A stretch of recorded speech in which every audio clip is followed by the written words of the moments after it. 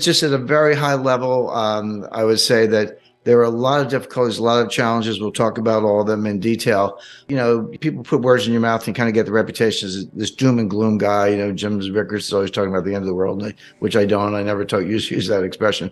But I make the point that, yeah, despite the difficulties, we don't have to be victims. We're not helpless. We don't have to curl up in a ball. The key is to see it coming. If you can see things coming. Jim Rickards shares insights on navigating economic challenges, emphasizing the importance of foresight and adaptive strategies.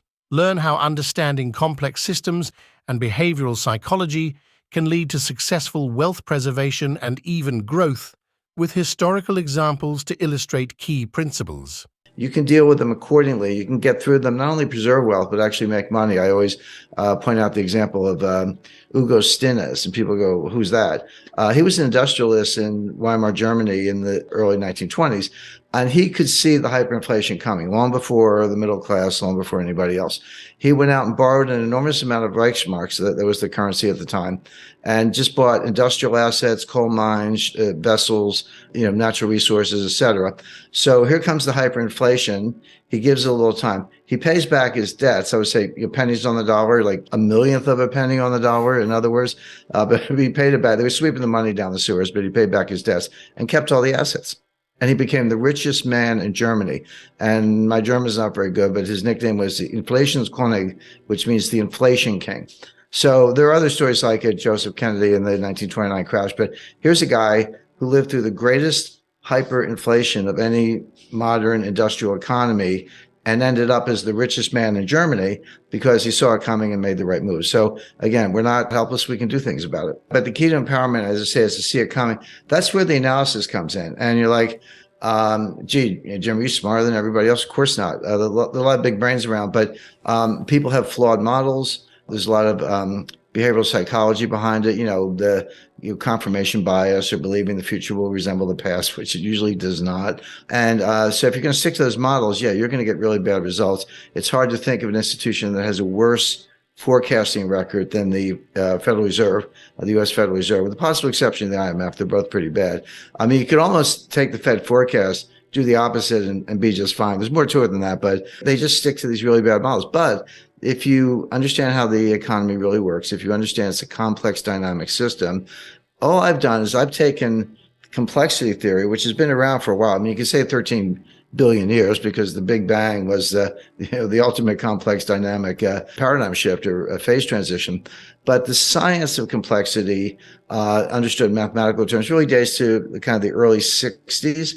But it's been used very successfully in physics. It has a lot of applications.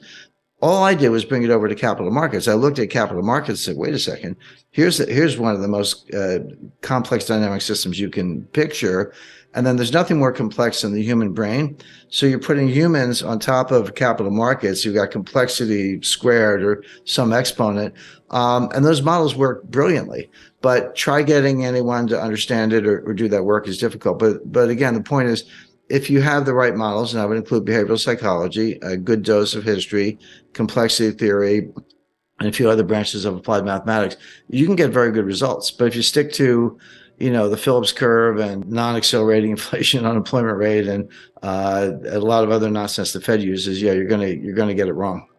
Does the future resemble the past? With some probability, some degree of distribution of probability. Not always. I mean, and maybe less frequently now than ever. And they also assume that prices move continuously. Prices go up and down, of course, but markets don't move continuously. Or if they do, it's when you don't care. When you do care, they just gap. They gap down or they gap up. You miss it, you blink, and it's at a completely different level. It's been repriced.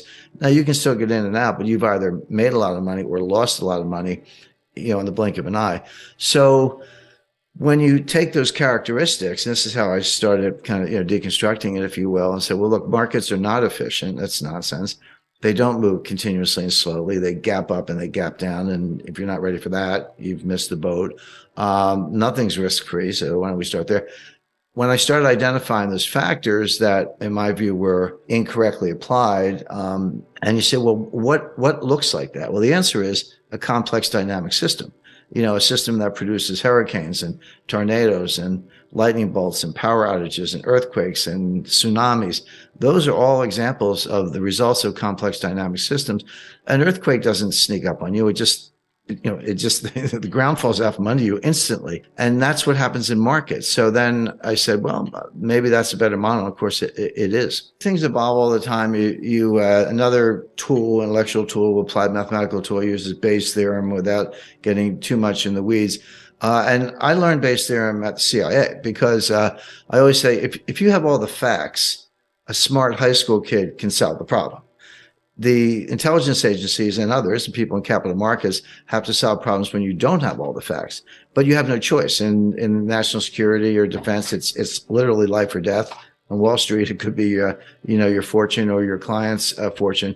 So you don't have the luxury of just throwing up your hands and say, "Well, I'm going to wait till I get more facts."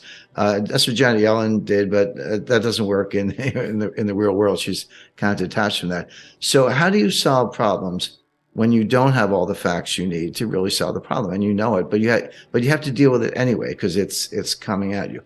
Well, Bayes' theorem says assign an initial probability, a priori assumption. Just not make it up, but do the best you can, recognizing that you're going to fall short, that you've got missing pieces in the puzzle, if you want to put it that way. And if you have no facts at all, and it's a binary outcome, give it 50-50. Like, it's like, it's not quite 50-50, but red or black on a roulette table, it's a little less than 50-50. It was close enough. He said, it's either going to be red or black, don't know which. I'm going to give it a 50-50. And then what you do, this is what statisticians hate, you update it based on subsequent facts. As new facts come in, you put them back in the model, you update it, and what you'll discover is that your probability either goes up or down. Well, if it goes down more than a certain amount, you discard it. You say, well, that's wrong. I just do it again. But if it goes up, what you're doing is making it more and more likely that your assumption was true. And so eventually you can get up to the 80-90% level. And that's not 100%, but it's pretty darn good. But there's a tension, which is, okay, as you're updating, and this is something that was explained to me by Henry Kissinger. So imagine a simple graph, and the vertical axis, the y-axis, is the probability of a certain outcome, and the x-axis is a timeline. Basically, you convert that into the amount of information you have. How much information do I have? How much time do I have to make a decision?